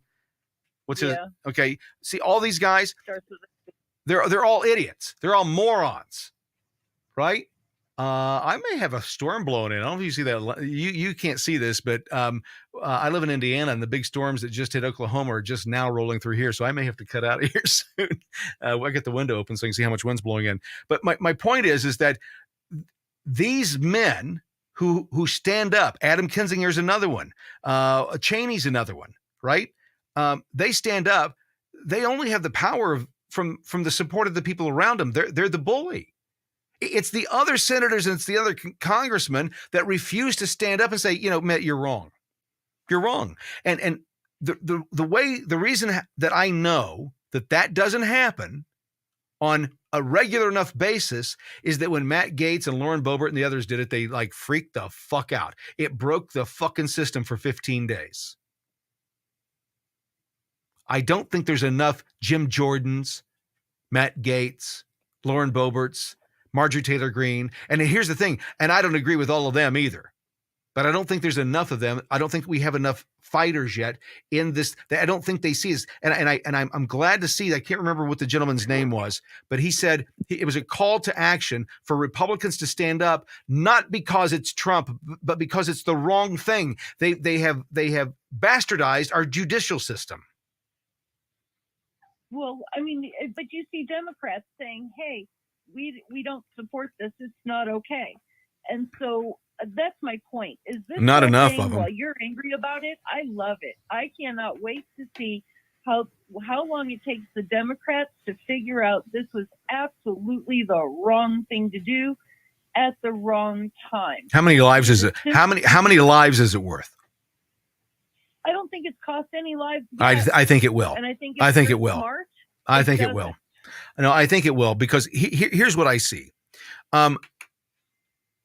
This is what they've been waiting for. We've got him. We've heard it for the last 2 days. Oh, we got him. We got him. We finally, and I've got TikTok after TikTok after TikTok of these people saying, oh, we got him. We got him. We got him. We got him. We got him. He got it fingerprinted. We're going to get his mugshot. They're all excited. They're all giddy. Now, Trump goes before a judge or a jury. And if it's just, and they look at it and they go, well, this doesn't make any sense. These charges are false, just like all the other charges have been. This is not the first time that Trump has been indicted. Okay, he was impeached twice. That's an indictment from Congress. So they've tried this trick before. They're right now 2-0, right? The Russia investigation, let's say they're 3-0. So now they're going for broke. They're going for the the last yard on the fourth down. They're going for it. This is it. This is their Hail Mary. Because if they don't win here, Georgia can't happen. Because it'll just even prove more of what they're doing. Now, with all of that said, Francis, I don't have any faith in this system. Because if Trump wins, what happens? It's anarchy in the streets. They will release the hounds. It'll be Antifa and Black Lives Matter in the streets. Okay. If we win, right? That's if we win. If they win, I'm afraid that it's going to be the other way around. I'm afraid that that's the tipping point. I think it is. Because here's what happens, Francis. This is my point. I think it is because the American people are starting to realize that what's happening to Trump right now, what's already happened to members of his staff and people that he surrounded himself by, and I'm not talking about Manafort and the other people that were fucking criminals. I'm talking about the people that they came after politically. Trump is what's standing between them and us. Because whatever they can do to the former president, they can do to us without any problem whatsoever. The FBI could knock down my door and stop this broadcast right now. Yes. And nobody would say anything. They would just move on. That's the problem in this nation. You don't know that. I do know that. You and I, because I know I would pick up. I'm not the catalyst. Nobody's coming to my rescue. There's not going to be a group of people out there. Do you know how I know there's not going to be a group of people out there supporting me saying free Kramer, because nobody's doing in that DC for the January 6th detainees. That's how I know. That's not true. That whole number one thing where they're Francis, they're not there on a daily basis screaming and yelling. They're not going to their peoples. They're not going to their legislators. They're not going to the people that can make a difference and demanding they be released. They're not making their lives hard. They're not doing what the left does. They're not doing that. They're being nice. They're expecting somebody else to show up and fight for them. That's what I keep saying. That's the argument that I keep having. If you're there, if you're doing it, it's not you. I'm not talking to you. I'm talking about the other hundreds of thousands, if not millions, that won't do shit. None of you will have the balls to stand up, but you'll bitch and moan and bitch and moan and bitch and moan. Well, I don't want to get on the FBI list. You're already on it, dumbass. If you've been on social media, you're on a list. So, the more lists, the better. And because my give a shit is broken when it comes to how many. I'm there. I just do not care. If you're going to come and get for me, you know what? I'm 60 years old. I've done. Well, I had a buddy of mine say, he goes, what if somebody shoots and kills you? When do you think it'll be? Because I got plans this weekend, but I'm open all next week. I'm at a point where I don't care. I'm going to speak my mind. If that means my life, I'm ready. I'm ready. I'm one of the very few people in this world that has literally been convicted of treason by the sovereign citizen movement. Yeah, they wanted $50,000 in gold and silver, and so they handed. I got served the paperwork that I'd lost in court. I hadn't been invited to go to court to defend myself, but I did lose, surprisingly, and $50,000. So anyway, there's, the IRS publishes liens against people and they get upset. So this one guy comes up to me after I'd been giving a speech about, how documents work and this guy was not at all happy with me. And he said something to the effect of, and I'm going to kill you. And I'm like, you know what? It's like 1:30 right now. I'm off of work at about 5. I'm tired. I need to get some lunch. If you want to carry this on further, meet me out by the flagpole at 5:03 or so, and I will be happy to move this on down the road. I was just done with the argument, and I wanted to go get some lunch. So I kind of told him, meet me out back, and we'll settle it like men. But I got other stuff I got to do. Anyway, so I assume he's one of these sovereign citizen guys. And so I go about my day, and, I walked out by the flagpole at, 5:01, 5:05, something. And I got in my car and I went home, and I thought, shit, he didn't show up. He just didn't show up. So I think that a lot of the left, a lot of them won't show up either. I think the ones that will show up, I think some of them are getting scared. Look what Andy Ngo is doing and how, he publishes every day. Right. This many more went to jail. This many more got arrested. So I think that they're starting to recognize, much to their chagrin, that their crimes from 2020 and 2021 did not go unnoticed. We've talked about it before, and I think that there's a number of Americans that have been very laid back during this entire period, and they're starting to realize that the 24 election is important, and I have a fear, and it's also kind of I hate to say it, it's almost like it's a necessity at this point, but my fear is that this bullshit starts up again with Antifa and Black Lives Matter. They release the hounds. They do the brown shirt bullshit because that's what they've got to do for this next election. We haven't had an election in the last 2 cycles that didn't have that shit. So we've got to have it. It's going to happen.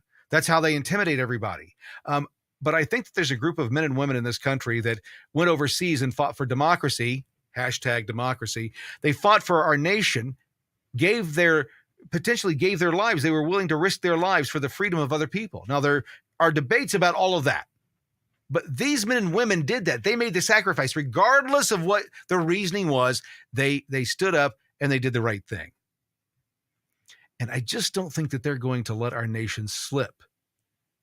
I don't think that they'll allow it to happen, but they've got to be aware of what's going on and how hard everyone is. Yep, I got to go. Storm's getting bad. I got to go. Francis, I will see you later.